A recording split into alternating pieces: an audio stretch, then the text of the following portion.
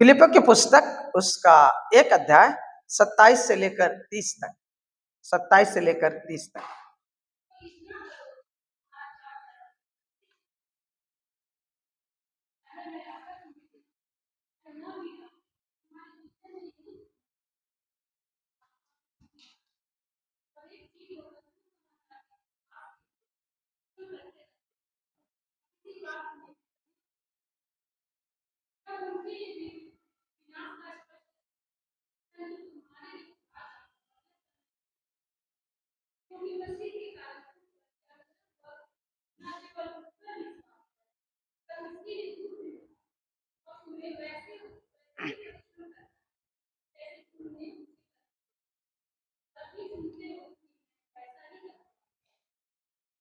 धन्यवाद बहन। आइए हम लोग प्रार्थना करें। प्रभु ये वचन तेरा, हम सब तेरे हैं। इस समय तेरा अभिषेक पूरे मंडली पर होने पाए, मुझ पर होने पाए, और तेरा वचन हमारे हृदय में परमेश्वर बीज की नाई जगह पाए जो 100 गुना फल लाए। इसलिए हमारे हृदय से हर एक कठोरता, हर एक प्रकार के विद्रोह और बलवा को, हर एक प्रकार के झाड़ियों को और परमेश्वर पथरीली वस्तुओं को हमारे जीवन से तू निकाल, और प्रभु हमारे हृदय को उपजाऊ जमीन बना। प्रभु तेरे बेटे यीशु नासरी के नाम में मांगते हैं, आमीन। हम लोग सताव के ऊपर अध्ययन कर रहे हैं और उसके ऊपर अध्ययन करेंगे, लेकिन आज थोड़ा से अलग से ब्रेक ले रहे हैं। आइए हम लोग देखें फिलिपियों की पुस्तक उसका 1 अध्याय का 27 पद इस प्रकार कहता है, केवल इतना करो कि तुम्हारा चाल चलन मसीह के सुसमाचार के योग्य हो, चाहे मैं आकर तुम्हें देखूं चाहे ना भी आऊं। तुम्हारे विषय में यही सुनूं कि तुम एक ही आत्मा में स्थिर हो और एक चित्त होकर सुसमाचार के विश्वास के लिए परिश्रम करते रहते हो, और किसी बात में विरोधियों से भय नहीं खाते या उनके लिए विनाश का स्पष्ट चिन्ह है, परंतु तुम्हारे लिए उद्धार का, और यह परमेश्वर की ओर से। क्योंकि मसीह के कारण तुम पर यह अनुग्रह हुआ कि ना केवल उस पर विश्वास करो पर उसके लिए दुख भी उठाओ, और तुम्हें वैसा ही परिश्रम करना है जैसा तुमने मुझे करते देखा है, और अब भी सुनते हो कि मैं वैसा ही करता हूं। जब इस पुस्तक को पढ़ेंगे 1 अध्याय को और फिलिपियों की पुस्तक को, तो आप पाएंगे कि परमेश्वर का दास जो एक खुद जेल में है, इस मंडली को जब पत्री लिख रहा है तो उनको प्रोत्साहन कर रहा है, और उसको प्रोत्साहन करने का कर रहा, तो 1 अध्याय में आप पाएगा किस बात के लिए वो प्रोत्साहन कर रहा है। वो प्रोत्साहन इस बात के लिए कर रहा, पहला चीज जो परमेश्वर की प्रशंसा करता है, उनके जीवन में जो भी दुख और तकलीफ आए उनके द्वारा सुसमाचार की बढ़ती ही होती रही है। और अब वो तो इसके लिए धन्यवाद दिया और कहता है कि मैं अगर इसी के मसीह के लिए मर भी जाऊं तो भी कोई परवाह नहीं, क्योंकि मेरे लिए जीना मसीह और मरना लाभ है। मैं अगर यहाँ मरूंगा तो स्वर्ग में रहूंगा। इन बातों के विषय में वो बातचीत करता है, जो कि आप लोग 19 से लेकर 26 तक में पाएंगे। और मेरे आसपास क्या हो रहा है, इन बातों की चर्चा को छोड़कर अब व्यक्तिगत तौर पर फिलिपियों की मंडली को संबोधित करता है, उनको संबोधित करता है। और 27, 28 और 29 और 30 पदों में वो 3 चुनौतियों को रखता है, और वहां पर उनको बताता है कि तुम्हारे लिए क्या क्या आह्वान है। अगर पहला 27, 28, 29, 30 को पढ़ेंगे तो पहला बात पुकार है कि, और पहला पुकार ये है, पहला आह्वान ये है कि तुम सुसमाचार के योग्य जीवन जियो। सुसमाचार के सुसमाचार के योग्य जीवन जियो। दूसरा आह्वान इन पदों में पाया जाता है कि सुसमाचार के लिए कार्य करो, सुसमाचार के लिए कार्य करो। तीसरा आह्वान ये है कि सुसमाचार के लिए दुख उठाओ, सुसमाचार के लिए दुख उठाओ। इन 3 बातों को मंडली के सामने पौलुस रख रहे हैं, लेकिन इन तीनों बातों का हम लोग आज अध्ययन नहीं करेंगे, सिर्फ एक पहलू को हम लोग देखेंगे। आइए हम लोग देखते हो क्या है। केवल इतना करो कि तुम्हारा चाल चलन मसीह के सुसमाचार के योग्य हो। ध्यान से सुनिए, तुम इतना करो कि तुम्हारा चाल चलन क्या हो, मसीह यीशु के सुसमाचार के योग्य हो। चाहे मैं आकर तुम्हें देखूं, चाहे ना भी आऊं, तुम्हारे विषय में यही सुनो कि तुम एक ही मन आत्मा में स्थिर हो और एक ही चित्त हो, एक चित्त होकर सुसमाचार के विश्वास के लिए परिश्रम करते हो।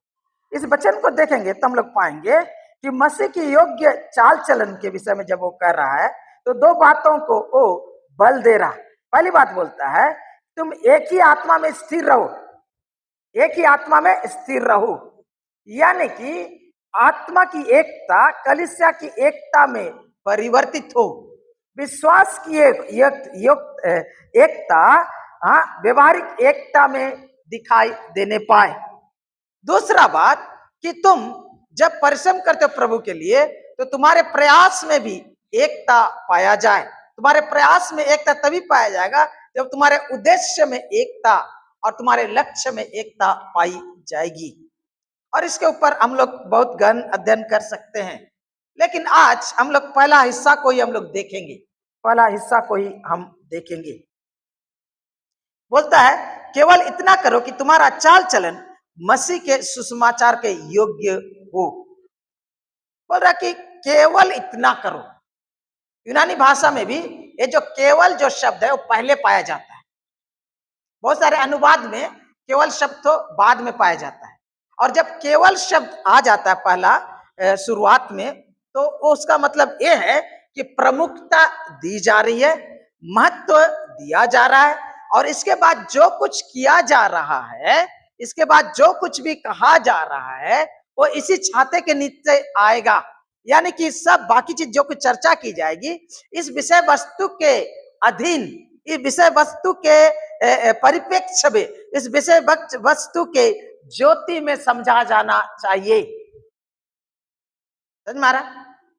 जैसे हम बोलेंगे तुम जाते हो बाबू, हाँ हमारे बागान में जो भी फल खाना है खाओ खाओ, ठीक है, हाँ जो भी करो, लेकिन इतना करना कि कोई फल फालतू में तोड़ के बर्बाद मत करना। समझ मारा? तो बाकी जितना कुछ जैसा भी व्यवहार करे तो, लेकिन केवल जो बोल दिया मैंने उसमें एक शर्त रख दी। मैंने क्या रख दी? शर्त रख दी, और वो बाकी व्यवहार को कंट्रोल करेगा। ठीक उसी प्रकार बोलता है कि आह्वान है, पहला आह्वान क्या है? सुसमाचार के योग्य जीवन जियो, सुसमाचार के लिए काम करो, सुसमाचार के लिए दुख उठाओ। लेकिन यहां जब पहला शब्द बोलता है कि केवल इतना करो, केवल इतना करो, मतलब इस बात को बहुत ही सावधानी पूर्वक अपने जीवन में लागू करो। ये बहुत ही महत्वपूर्ण बात है। और वो बात क्या है? वो बात क्या है? तुम सुसमाचार के लिए परिश्रम करते हो, ठीक है, तुम सुसमाचार के दुख उठाते हो, ठीक है, लेकिन सर्वोपरि जो है, सर्वश्रेष्ठ बात है, सबसे ऊंचा और महत्वपूर्ण बात है, जो शिरोमणि बात है, जो श्रेष्ठ बात है, वो ये है कि तुम्हारा चाल चलन कैसे हो? मसीह के सुसमाचार के योग्य हो, मसीह के सुसमाचार के योग्य हो। योग्य जो शब्द आता है यूनानी भाषा में, उसका मतलब होता है बराबरी या मेल खाना या उपयुक्त होना, उपयुक्त होना यानी कि उचित होना, यानी कि तालमेल खाना। समझ में आ रहा है? मेरे प्रियो, आज हम मसीह तो हैं, आज हम मसीह तो हैं, लेकिन आज जब मसीह जगत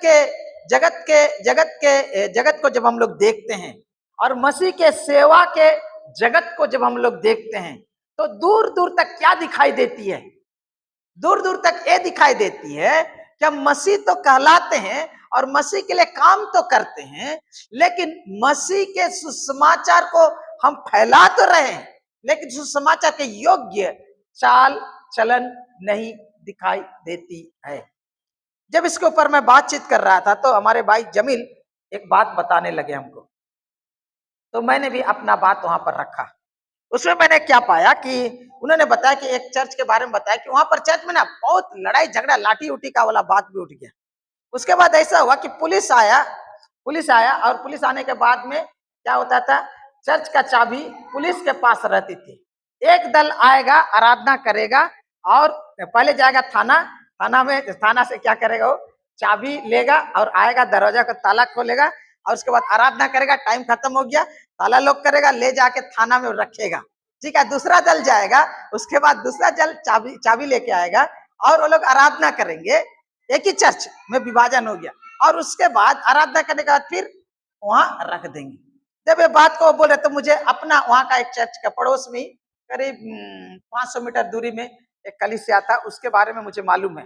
वहां भाषा को लेकर ऐसा हुआ कि ये भाषा वाला ये वाला सब एक ही जगह आराधना करते हैं, एक ही कौम के हैं, लेकिन अचानक किसी बात से भाषा में एक ही कौम के होने के बावजूद उनके बीच में जो भाषा में थोड़ा फर्क है, इसके कारण वो लोग अलग हो गए।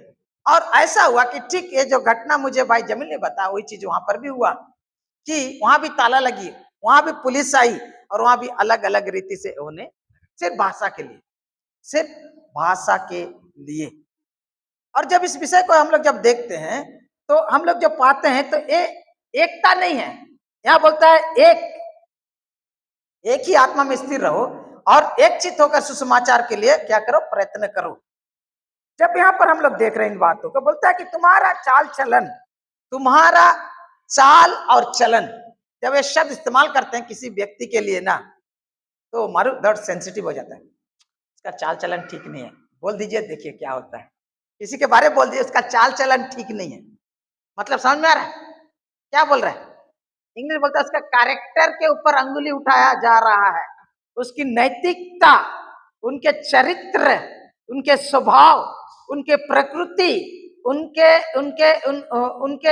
अंदरूनी जीवन के ऊपर अंगुली उठाया जा रहा है ना। लेकिन ये चाल चलन और भी एक बात होती है जो सिर्फ चरित्र के ऊपर नहीं होता, उसका व्यवहार के ऊपर भी अंगुली उठाया जा रहा है। वो कैसे अपने आप को इंग्लिश बोलता कंडक्ट करता है, अपने आप को समाज के सामने कैसे पेश करता है। यहाँ पर बोलता है कि तुम्हारा चाल चलन, इतना करो कि तुम्हारा चाल चलन मसीह के सुसमाचार के योग्य हो। योग्य का मतलब बताएं, बराबरी होना चाहिए, मेल खाना चाहिए, उपयुक्त होना चाहिए, उचित होना चाहिए, तालमेल होना चाहिए, विरोधाभास नहीं होना चाहिए। अगर ऐसा है तो सुसमाचार है क्या? सुसमाचार है क्या? अगर सुसमाचार को अगर एक शब्द में अगर हम कहने का प्रयास करें तो है यीशु। क्या है वो? यीशु। बहुत जगह जाएंगे तो बहुत तरह से सुसमाचार को व्याख्या किया जाएगा। जैसा कि हम लोग पढ़ते हैं पहला कुरिन्थी 15 अध्याय में 3 और 4 पद में बोलता है, हाँ, जो बात मुझे प्रभु से पहुंची वो बात मुझे प्रभु से पहुंचाती, बोलता पहला कुरिन्थी ये में, पौलुस बोलता पहला कुरिन्थी 11 में। लेकिन 15 में बोलता है, आइए हम लोग देखें पहला कुरिन्थी 15 अध्याय।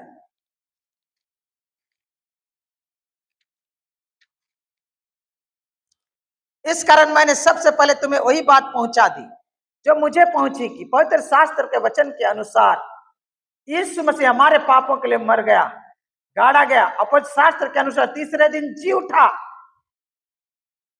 समझ में आ रहा है? इस कारण मैंने तुमसे सबसे पहले तुम्हें वही बात पहुंचा दी जो मुझे पहुंची थी कि पवित्र शास्त्र के वचन के अनुसार यीशु मसीह हमारे पापों के लिए मर गया और गाड़ा गया और पवित्र शास्त्र के अनुसार तीसरे दिन जी उठा। ये सुसमाचार का संक्षिप्त व्याख्या है। कैसे जाने? 1 और 2 पद को कोई खड़े होकर मेहरबानी करके पढ़ दे।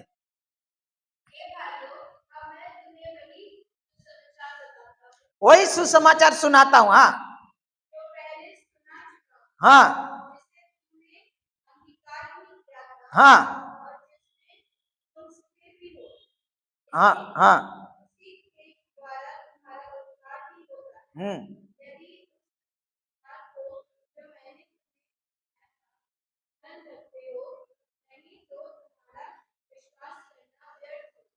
धन्यवाद, धन्यवाद सोनिया।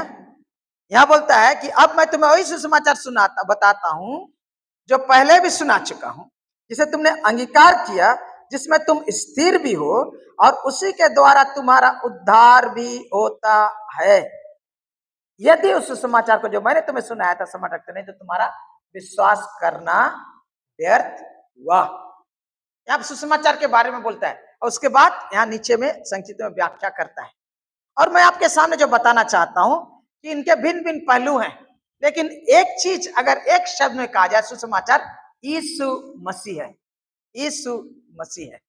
उनके व्यक्तित्व का वर्णन अभी हम लोग नहीं करेंगे, लेकिन अगर यीशु मसीह अगर सुसमाचार है, अगर यीशु मसीह अगर सुसमाचार है, तो यीशु मसीह में हम लोग क्या देखते हैं? परमेश्वर को प्रेम को देखते हैं। यीशु मसीह में हम लोग परमेश्वर के अनुग्रह को देखते हैं। यीशु मसीह में हम परमेश्वर के दया को अनुभव करते हैं। यीशु मसीह में हम परमेश्वर के करुणा का अनुभव करते हैं। यीशु मसीह में हम परमेश्वर के क्षमा का अनुभव करते हैं। यीशु मसीह में हम परमेश्वर के अपनापन को महसूस करते हैं। यीशु मसीह में हम परमेश्वर को जानते हैं। इसलिए यूहन्ना 17 अध्याय में प्रभु यीशु मसीह ने कहा, अनंत जीवन यह है कि वे तुझ एकमात्र जीवित परमेश्वर को और जाने और उसके पुत्र जिसे तूने भेजा है। समझ मारा? तो इसीलिए मेरे प्रियो बोलता है, जो जिसने मुझे देखा उसने पिता को देखा है। इसलिए अगर हम सुसमाचार के योग्य चाल चलना है, तो हम लोग को देखने की जरूरत है कि जिस प्रकार यीशु के जीवन में प्रेम दिखाई देता है, वैसे हमारे जीवन में प्रेम की होने की आवश्यकता है। और 2 अध्याय में पढ़ेंगे तो यीशु मसीह जिस प्रकार फिलिप्पी 2 अध्याय में जिस प्रकार वो नम्रता हमारे जीवन में दिखाई देना चाहिए, उसी प्रकार उसी अध्याय में पढ़ेंगे कि यीशु मसीह परमेश्वर पिता के प्रति आज्ञाकारिता वो दिखाई देना चाहिए। उसी प्रकार हम लोग पाएंगे 5 पद में वहां पर कि जिस प्रकार जैसा यीशु मसीह का स्वभाव था, वैसा ही तुम्हारा भी स्वभाव हो। यानी कि बोली में, व्यवहार में, स्वभाव में, चरित्र में, कार्य में, आज्ञाकारिता में, नम्रता में, प्रेम में, सेवा में मसीह के नकल करना, मसीह के पद चिन्ह पर चलना, मसीह के अनुसार जिंदगी जीना। लेकिन जब ये बोल देते हैं तो बहुत व्यापक ये समझी जाती है। उसे व्यवहारिक तौर पर अपने चूल्हा चौकी में कैसे लेकर आएंगे, अपने ऑफिस के टेबल में कैसे लेकर आएंगे, और अपने आंगन में कैसे लेकर आएंगे हम। आइए इसलिए हम लोग उन बातों को अध्ययन करें।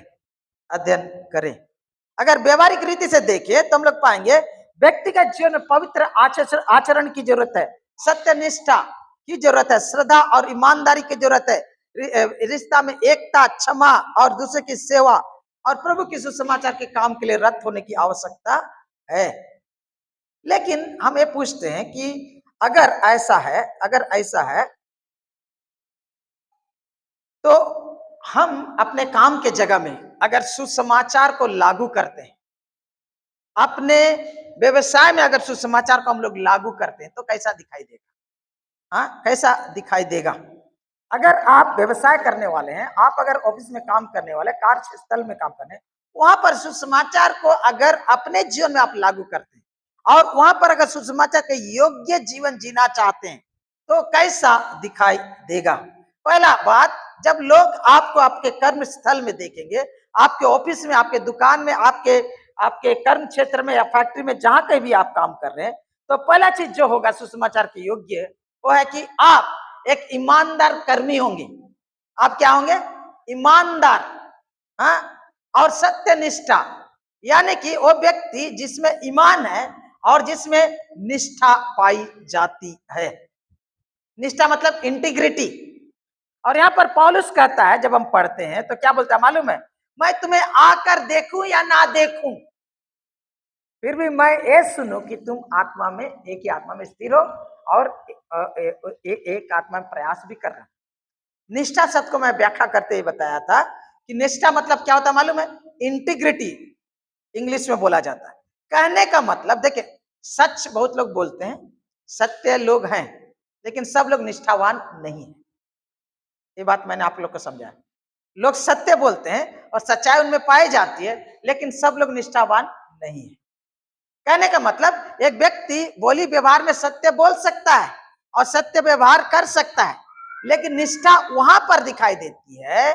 तो अगर आप काम कर रहे हैं तो आपको बॉस देखे या ना देखे, आप पूरे ईमानदारी से काम करते हैं।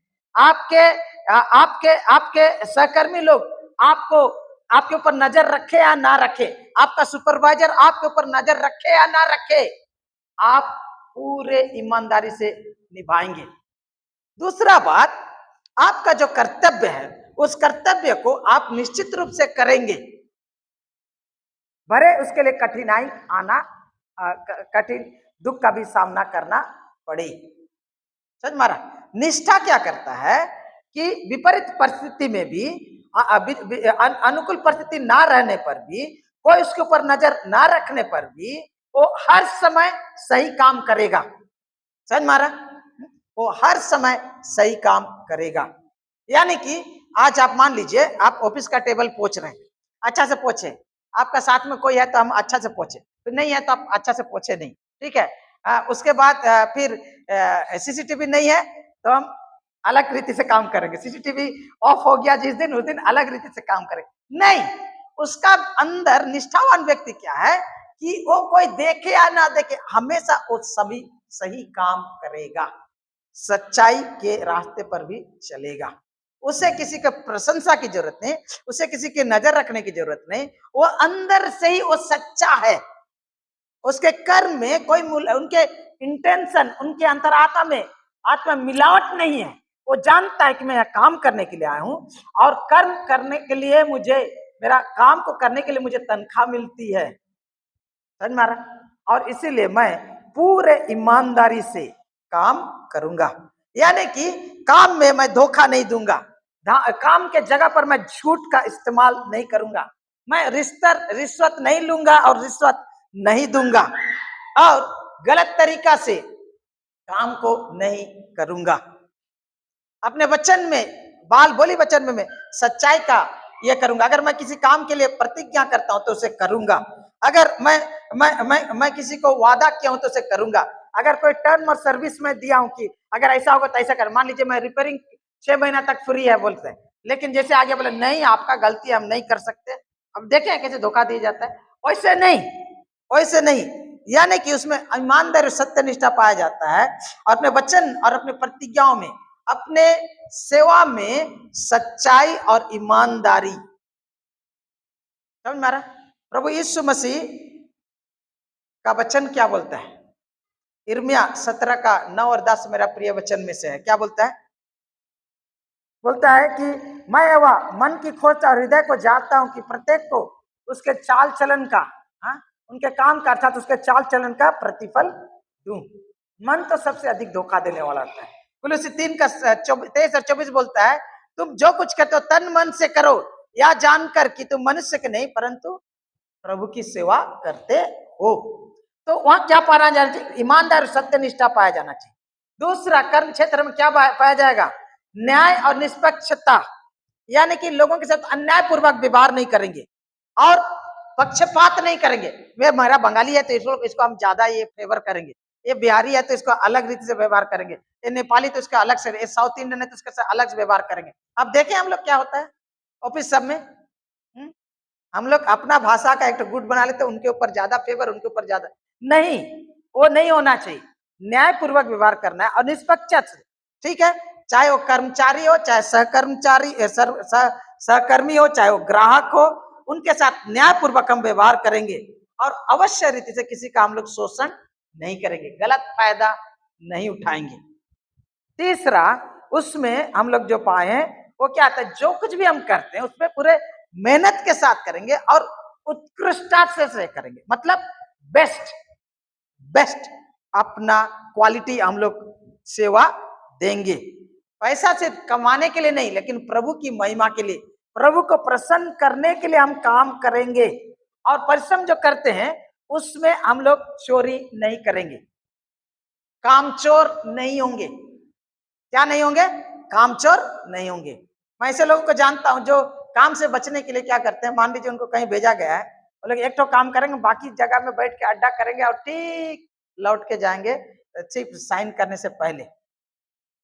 हमारे यहाँ एक तो अंकल आते थे, पास में एक ऑफिस था, वो क्या बहुत बार यहाँ आके टाइम फालतू में फिजूल में बिताते थे और हम लोग को चाय पीने के लिए परेशान करते थे। चाय नहीं देने लगे तो हम लोग को बहुत गला बुरा करने लगे, कैसे क्रिश्चियन लोग है, कैसे एक दिन है, 2 दिन है, 3 दिन है, चलो चाय पिला, लेकिन हम लोग क्यों पिलाए इनको? क्योंकि वो तो कामचोर है, काम से बचने के लिए यहाँ फालतू टाइम बिताता है, खाली साइन करके जाता है। ऐसे लोगों से ऐसा नहीं होने का हम लोग को समझ में आ रहा कि हम लोग मेहनत करेंगे उत्कृष्ट, हाँ, यानी कि सर्वश्रेष्ठ क्वालिटी सेवा हम लोग क्या करेंगे, देंगे। और जब लोगों के साथ काम और कर्म क्षेत्र में, व्यवसाय में जब लोगों के साथ व्यवहार करते हैं तो उसे उन्हें सम्मान के साथ, हाँ, इज्जत के साथ पेश आएंगे। बहुत बार हम लोग काम करें ना, अपना दिखाते, घमंड में रहते हम लोग, हाँ, हम काम भी करें तो घमंड, और काम करवाते हैं तो भी घमंड। व्यवसाय में अपने वर्कर के साथ बहुत बुरा व्यवहार करते हैं। अगर मैं ठेकेदार हूं तो लेबर लोग को कैसे कैसे क्या क्या शब्द इस्तेमाल करते हैं आप लोग समझते हैं, कैसे गाली देते हैं, है ना। हाँ, जैसे मैकेनिक लोग को देखे, हेल्पर लोग को बहुत उल्टा पुल्टा बोलता है। ठीक उसी प्रकार बहुत बार हम लोग मसीह में आ जाने के बाद भी संसार जो अपने लोगों के साथ जैसा व्यवहार करता, हम भी उनके साथ वैसा ही व्यवहार करते हैं। उनके व्यवहार में और हमारे व्यवहार में कोई फर्क नहीं पड़ता है। जब उनके व्यवहार को देखेंगे और हमारे व्यवहार को देखेंगे तो पता ही नहीं चलेगा कि ये यीशु मसीह का चेला है। समझ में आ रहा है? इसीलिए जब हम लोग अपने व्यवसाय के क्षेत्र में और कर्म क्षेत्र में काम करते हैं, उसमें दया, धीरज, सहानुभूति और प्रेम दिखाई देना चाहिए। और मान लीजिए आप कर्म क्षेत्र में कंपटीशन भी है, हाँ, और प्रतिस्पर्धा है, फिर भी हम लोग गलत हथकंडों का उपयोग नहीं करेंगे।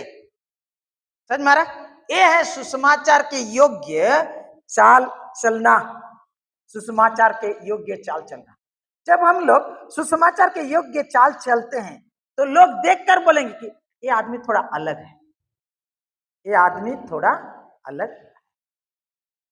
और देखिएगा आपका चाल चलन उनके जीवन के लिए चुंबक की तरह काम करेगा, वो आपकी ओर आकर्षित होंगे।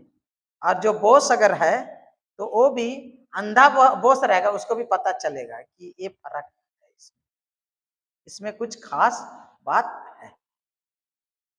जब यीशु के जीवन के बारे में जब पढ़ते हैं हम लोग पाते हैं, और हम लोग पाते हैं लिखा हुआ कि परमेश्वर का हाथ उसके ऊपर था, परमेश्वर का अनुग्रह उसके ऊपर था, लिखा ये असली ओरिजिनल भाषा में उसका हाथ, परमेश्वर का हाथ उसके ऊपर। तो जहां बोलता है अरे उसको जब पोतीपर का घर में था तो उसको सुपरवाइजर बना दिया, फिर जेल में था, जेल में कैदी होके गया, हाथ पांव में लोहा बांध के उसको लेकर गया, लेकिन कुछ दिनों के बाद वहां भी वो सुपरवाइजर बन गया।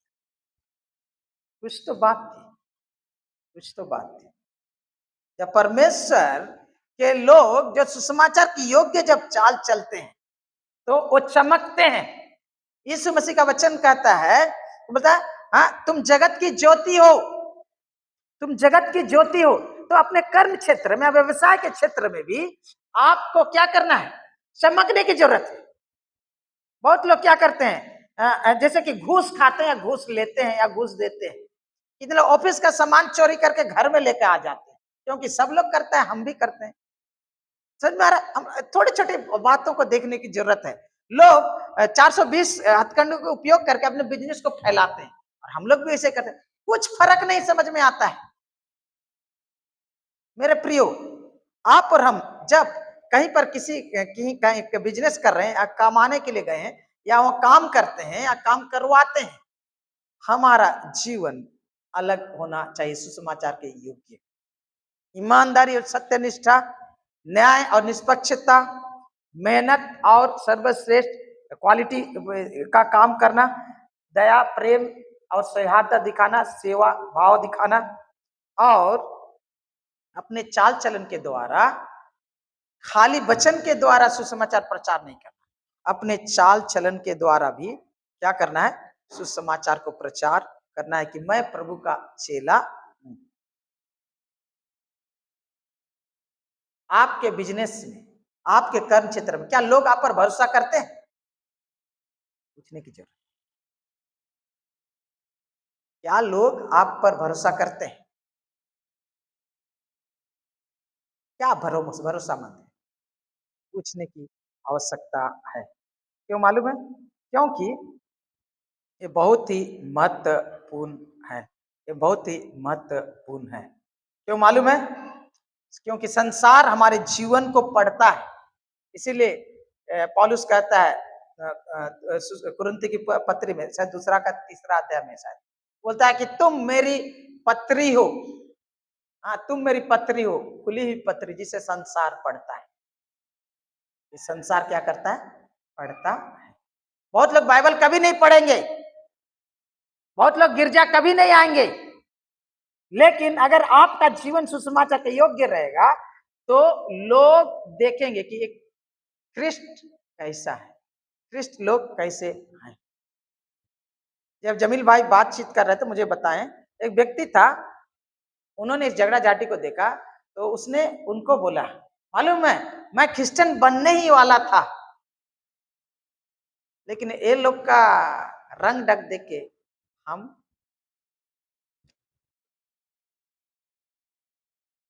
कभी कभी हम खुद ही संसार के लिए ठोकर का कारण बन जाते हैं। हम संसार के सामने यीशु मसीह का गवाह हैं, हम यीशु मसीह का गवाह हैं। हमारे शब्दों को संसार के लोग सुनते हैं, हमारे चाल चलन को संसार के लोग देखते हैं, हमारे जीवन शैली, हमारी प्राथमिकता को लोग देखते हैं। आपका बोली वचन में कैसे समझ में संसारिक लोग जैसे बात करते हो वैसा ही, जिस प्रकार के लोग गंदा चुटकुला सुनते हैं आप भी वैसे सुनते हैं, तो कैसे जानेंगे वो लोग? जब हम लोग का चाल चलन सुसमाचार के योग्य नहीं रहता तो हमारी गवाही कमजोर हो जाती है। जब हम योग्य जीवन जीने लगते हैं तो हम सुसमाचार का एक प्रदर्शन बन जाते हैं, हम उसके लिए एक एक छवि बन जाते हैं कि ये क्या है? प्रभु यीशु मसीह का चेला है। यानी कि हमारा सुसमाचार हमारे चाल चलन से चल के लोगों के दिल में जगह बनाता है। मेरे प्रियो, परमेश्वर का वचन कहता है केवल इतना करो कि तुम्हारा चाल चलन मसीह के सुसमाचार के योग्य हो, चाहे मैं आकर देखूं या ना देखूं, चाहे मैं आकर देखूं या ना देखूं।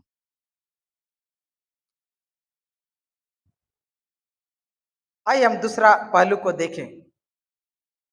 जब हम लोग अपने सुसमाचार के योग्य चाल चलन चलते हैं तो अपने रिश्तेदारों के साथ, अपने पड़ोसी के साथ इसका कैसा रूप दिखाई देगा? इसका कैसा रूप दिखाई देगा? पहला चीज वो है पड़ोसियों और रिश्तेदारों के साथ प्रेम और भलाई का व्यवहार करना। क्या? प्रेम और भलाई का व्यवहार करना। जब हम लोग अपने पड़ोसियों के साथ प्रेम और भलाई को दिखाते हैं, एवा भला है तो हमें भी भला बनने की जरूरत है, एवा प्रेम है तो हम भी प्रेम को हमारे जीवन से लोगों को दिखाई देना चाहिए। उपरोटी प्रेम नहीं, दिखावटी प्रेम नहीं, कपटी प्रेम नहीं, छली प्रेम नहीं, मतलब का मजनू वाला प्रेम नहीं, वरन सच्चा प्रेम, कपट रहित प्रेम हम अपने पड़ोसियों और रिश्तेदारों को हम लोग क्या करें? दिखाएं। और जरूरत पड़े तो उनकी हम मदद करें, जरूरत पड़े तो उनकी सहायता करें। संसार बोलता है स्वार्थ को देखो, अपनी देखो, अपनी देखो, अपनी देखो। ये गीत को हम लोग गाते हैं, अपनों को तो अपना सब कुछ सब लोग देते हैं, है ना? और यहाँ बोलता बैरी के बारे में बोलता है, लेकिन अभी हम उपयोग कर रहे हैं अपने पड़ोसी और रिश्तेदारों के। आपके पड़ोसी और आपके रिश्तेदार के सामने आपका क्या गवाही है? आप और हम यहाँ तो बहुत अच्छा है, हम अच्छा मसीह है, क्योंकि हम लोग को यहीं पर हम लोग देखते हैं आपको, और आप लोग हमको यहीं पर देखते हैं। मेरे घर और मेरे पड़ोस में आप नहीं देखते। और उसी प्रकार आप कैसे हैं मसीह और कैसा मसीह नहीं है, ये आपके रिश्तेदार, आपके परिवार के लोग, आपका पड़ा पड़ोसी बहुत करीब से देखते हैं। ये ठनठनाता हुआ पीतल है ना, झनझनाती हुई झांझ है ना, इसमें कोई ठोस वस्तु भी है। क्रिश्चियन तो कहलाता है, लेकिन क्रिस्ट के जैसा इसका व्यवहार है कि नहीं? प्रेम और सेवा, भलाई करना। दूसरा, हम जब रिश्तेदारों और पड़ोसियों के साथ व्यवहार जब करते हैं तो क्षमा और मेल मिलाप।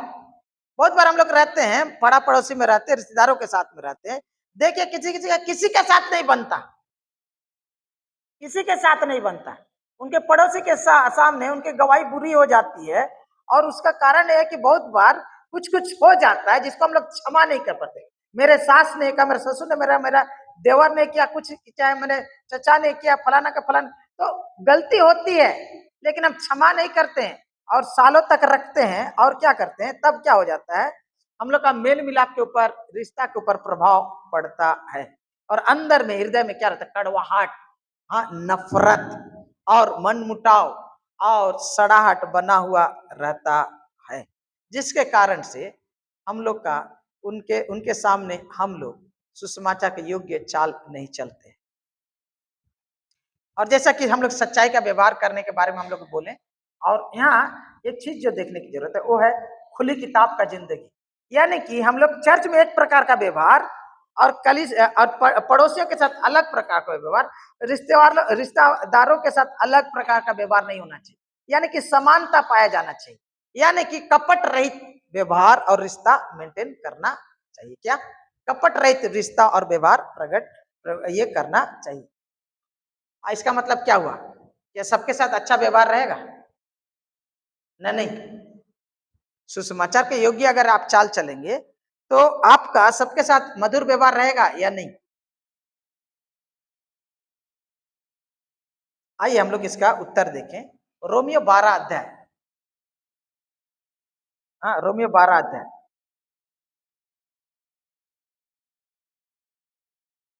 और 18 पद क्या बोलता है? जहां तक हो सके तुम भरसक सब मनुष्य के साथ मेल मिलाप रखो। बोलता जहां तक समझ में आ रहा है? यानी कि प्रयास करना है, लेकिन परमेश्वर का वचन ये नहीं बोलता है कि सबके साथ आप मेल मिलाप के साथ रह सकते, क्योंकि कोई कोई लोग ऐसा रहते हैं कि उनके साथ चैन से आप रह नहीं सकते। अगर उनके करीब जाएंगे तो आपको वो आपके चैन को बेचैनी में बदल देंगे। समझ में आ रहा है? हाँ, ऐसे लोग हैं। समझ में आ रहा है? ऐसे लोग हैं, पड़ोसी हो या रिश्तेदार हो, ये लोग। लेकिन अपने तरफ से प्रयास करना चाहिए, लेकिन सबके साथ नहीं होगा, ये बात भी समझ लेना है। व्यवहारिक रीति से हम लोग को समझने की जरूरत है। आप भला है, लेकिन सब लोग भला नहीं हो सकते। आप क्षमा कर रहे हैं, शायद दूसरा क्षमा नहीं करना चाहता है। आप भला चाहते हैं, लेकिन वो आपका भलाई नहीं करेगा। ऐसे लोग रहते हैं, ऐसे लोग रहते हैं। तो आइए, ऐसे में जो बात को हम बता रहे हैं कि आप और हम जब उनके साथ सच्चे मसीह जीवन जीते हैं तो उसमें कपट रहित व्यवहार करना है, दिखावा नहीं करना है। और एक चीज हम बोले, जो होता है पड़ोसियों और रिश्तेदारों के बीच में, हम लोग के बीच में कंपटीशन बहुत होता है। समझ मारा? समझ मारा? हाँ? एक प्रकार का कंपटीशन या प्रतियोगिता जो होता है वो अच्छा है, लेकिन ज्यादातर को देखा जाता है कि हम लोग जलते हैं। समझ में आ रहा है? हाँ, उसने साइकिल खरीदा तो मैं भी साइकिल खरीदा, उसने बाइक खरीदा तो हम भी कर दे, उसने कार किया तो हम भी किए, उसने ये साड़ी खरीदे, उसके घर में फ्रिज आया तो मेरा उससे थोड़ा बड़ा आना चाहिए, उसका उतना बढ़िया तो मेरा उससे भी बड़ा आना चाहिए। भरे घर छोटा क्यों ना हो, लेकिन मेरा बड़ा होना चाहिए। क्यों? क्योंकि मेरे अंदर कंपटीशन है। और ये जो कंपटीशन का भावना जब आ जाते हैं, दूसरे से बेहतर बन के उनको नीचा करने का प्रयास, ये बहुत बार हम लोग का रिश्ता को क्या कर देता है? पड़ोसी और रिश्तेदारों से क्या करता है? खराब कर देता है। और एक बात को जिसे हम लोग देखने के क्या है, उनके साथ हम लोग को नम्रता और धीरज से पेश आए, पड़ोसियों के साथ और पड़ोसियों के साथ, रिश्तेदारों के साथ में। तो आप और हम जब व्यवहार करते हैं तो पाइएगा कि बहुत बार छिटपिट बहुत होती है। ऐसे समय में रिश्ता को अच्छा बनाए रखने के लिए और प्रभु के लिए ज्योति की नाई अगर चमकना है और नमक की नाई अगर खरापन आपके जीवन में पाया जाता है, तो उसमें से एक चीज जो आपको मदद करेगी और हमें मदद करे, वो क्या? चौथा बात, नम्रता और धीरज। नम्रता और धीरज। जब नम्रता के साथ आप पेश करते, घमंड से नहीं, घमंड नहीं करेंगे तो कंपटीशन नहीं होगा, सीधा बात बताए। जब नम्रता, और दूसरा बात धीरज, क्योंकि धीरज इसलिए जरूरी है क्योंकि सब लोग आपके लायक समझदार नहीं होंगे, शायद आपके योग्य, आपके लायक देनदार नहीं होंगे, आपके लायक स्मार्ट नहीं होंगे, शायद आपके लायक साफ सुथरा नहीं रहते होंगे, चाहे आपके लायक उनका रहन सहन नहीं होगा। बहुत कुछ हो सकता है, बहुत कुछ हो सकता है। लेकिन जब आप दूसरों के कमजोरियों को बर्दाश्त करना सीखेंगे और हम उनकी आलोचना करना बंद करेंगे तो रिश्ता सही होने लगेगा। लेकिन जब हम लोग ऐसा करेंगे तो बिगड़ने लगेगा, बिगड़ने लगेगा, बिगड़ने लगेगा। मेरे प्रियो, जीवन के आचरण, बहुतों के लोग बोले मैं ही अकेला मसीह में हूं, क्या हुआ, मेरा परिवार के लोग कोई नहीं उद्धार किया। हम अभी कोई एक व्यक्ति मर गया तो हम उनको पूछे क्या फलाना व्यक्ति जा रहा है उनसे मिलने के लिए, तो बोला नहीं, उनका घर में खाली वही मसीह है और कोई नहीं, इतना साल में कोई नहीं, कोई नहीं, रिश्तेदार में कोई नहीं, कोई नहीं। क्या हुआ? प्रभु का वचन कहता है विश्वास कर तो तू और तेरा घराना उद्धार पाएगा। लेकिन परमेश्वर ने यह वचन जब कहा है तो नहीं बोला कि आप क्रिश्चियन हो जाओगे, आप प्रभु के पीछे चलोगे तो सब लोग आपके प्रभु के पीछे चलने लगे, ये गारंटी नहीं है। फिर भी बहुत बार हम लोग खुद रोड़ा बन जाते हैं, हम खुद ठोकर का पत्थर बन जाते हैं, जिनके कारण लोग मसीह के कारण नहीं आते। हमारे परिवार के लोग मसीह को नहीं जानते हैं और हमारे रिश्तेदार भी मसीह को नहीं जानते, क्योंकि हम उनके सामने नमक के रूप में और ज्योति के रूप में काम नहीं कर रहे हैं। और प्रभु कहता है कि तुम सुसमाचार की योग्य चाल चलो, सुसमाचार के योग्य चाल चलो। कैसे? पड़ोसियों के साथ। आप और हम बहुत चीज आज चर्चा कर रहे हैं, अपने आप को परखने की जरूरत। आप जब इस चर्चाओं को आप सुन रहे हैं तो आप वचन को तिरस्कार कर सकते हैं, वचन को स्वीकार कर सकते हैं। दूसरा बात है, वचन को ये कह सकते हैं कि वो उसके लिए है, मेरे लिए नहीं। आप शायद एक तराजू लेकर और स्केल लेकर नाप रहे हैं कौन कैसा है, लेकिन मैं ये वचन को आप और हमारे लिए इसलिए रख रहा हूं ताकि हम अपने आप को जांचे, दूसरों को नहीं। मैं अपने आप को जांचू, दूसरों को नहीं, दूसरों को नहीं। अब अगर बोलता है कि तुम सुसमाचार के योग्य चाल चलो, एक कलीसियाई जीवन में कैसा दिखाई देगा, कलीसियाई जीवन में कैसा दिखाई देगा, जो कि वहां पर पाया जाता है फिलिपी का 1 अध्याय में ही पाया जाता है कि हम लोग क्या कहेंगे। पहला चीज हम लोग पाएंगे कि एकता और मेल मिलाप पाया जाएगा। कलीसिया में आप एकता और एक मेल मिलाप से रहेंगे, एकता और क्या करेंगे, मेल मिलाप से रहेंगे। यानी कि कलीसिया में झगड़े, गुटबाजी या ईर्षा से अपने आप को बचा के रखना है। और ये गुटबाजी और ईर्षा और फूट और झगड़ा पहला चीज दिल से शुरू होता है, बाद में देह से शुरू होता है। समझ मारा? और यहाँ बोलता है एक ही आत्मा रहे, बोलता है तुम्हारा एक ही आत्मा रहे, एक ही आत्मा में प्रयास करो, बोलता है। दूसरा चीज हम लोग देखेंगे, हमारे पास समय कम है, 1 बज रहा, कि दूसरा प्रेम और सेवा, कलीसिया के प्रति क्या प्रेम, और कलीसिया के प्रति प्रेम और कलीसिया की सेवा करने में दिखाई देगा। यानी कि बस कलीसिया के भाई और बहनों के साथ आत्मिक प्रेम या आत्मीय प्रेम, मतलब बोलता है उनको बोलता है स्नेह भरा प्रेम। समझ में आ रहा? स्नेह भरा अपनापन वाला प्रेम होने की जरूरत है। और दूसरा, आपका जो भी वरदान है उस वरदान को कलीसिया यानी कि दूसरे के उन्नति के लिए उपयोग करने की आवश्यकता है। तीसरा, जो कलीसिया जीवन में हम लोग को पाने की देखने की जरूरत है कि हमारे जीवन में पवित्रता पाई जाए। कलीसिया में क्या कर रहा हूं कि मैं पारिवारिक जीवन और कर्म क्षेत्र में पड़ोसियों के साथ, रिश्तेदारों के साथ, और उसी प्रकार कर्म क्षेत्र में और अपने बिजनेस में भी पवित्रता को व्यवहार करना है। लेकिन कलीसिया के जीवन में भी पवित्रता को व्यवहार करने की जरूरत है। इसीलिए 12 अध्याय का 14 पद में बोलता है उस पवित्रता के खोजी हो जिसके बिना कोई परमेश्वर को कदापि ना देखेगा। उसके बोलता है कोई कड़वी जड़ तुम में ना फूट निकले और बहुतों को अशुद्ध ना कर दे। मेरे प्रियो, बोलता है इसीलिए 1 कुरिन्थी 5 अध्याय में आते तब बोलते हैं, बोलता है कोई अगर अपने आप को भाई कहकर अगर व्याभिचारी हो या मूर्ति पूजक हो या गाली देने वाला हो तो उससे अलग रहो। समझ में आ रहा? कहने का मतलब हमारे कलीसियाई जीवन में भी व्यक्तिगत और सामूहिक जीवन में पवित्र व्यवहार और चाल चलन की आवश्यकता है। यानी कि परमेश्वर के वचन के अनुसार अनुशासित और नम्र जिंदगी हम जिए। चौथा विषय जो हम लोग देखेंगे वो है जो कि हम लोग जब कलीसिया में आते हैं तो केवल दर्शक नहीं बने, बल्कि सक्रिय कलीसिया का अंग बने। यानी कि उपासना में, प्रार्थना में, बाइबल अध्ययन में, सेवा में, दूसरों की मदद के लिए, चाहे दूसरों की भलाई के लिए, जहां तक हो सके हमें क्या बनना है, दर्शक नहीं वरन योगदान देने वाला। मुझे क्या मिलेगा, मुझसे मुझे क्या देगा चर्च, तब मैं करूंगा, ऐसा नहीं। मैं क्या दूंगा चर्च को, मैं कलीसिया को क्या दूंगा, कौन मेरी जरूरत पूरा करेगा ना, मैं कैसे दूसरों की जरूरत पूरा करूंगा, कौन मेरे मेरे सामने झुकेगा, वो नहीं, मैं किसके सामने झुकूंगा, किसका पैर धोऊंगा, ये आप खोज करें, ये आप खोज करें। दूसरों को देखेंगे तो देखते ही रह जाएंगे। और अंतिम विषय जो यहाँ बोलता है, सुसमाचार सुसमाचार सुसमाचार। सुसमाचार अवश्य फैलाएं, अवश्य फैलाएं। और सुसमाचार शब्दों के द्वारा, गवाही के द्वारा और प्रचार के द्वारा हम लोग क्या करेंगे, उसे फैलाएंगे। सुसमाचार के योग्य है। सुसमाचार का एक हिस्सा ये भी है कि तुम जाकर सारे जगत के लोगों को क्या बना, चेला बनाओ। मेरे प्रियो,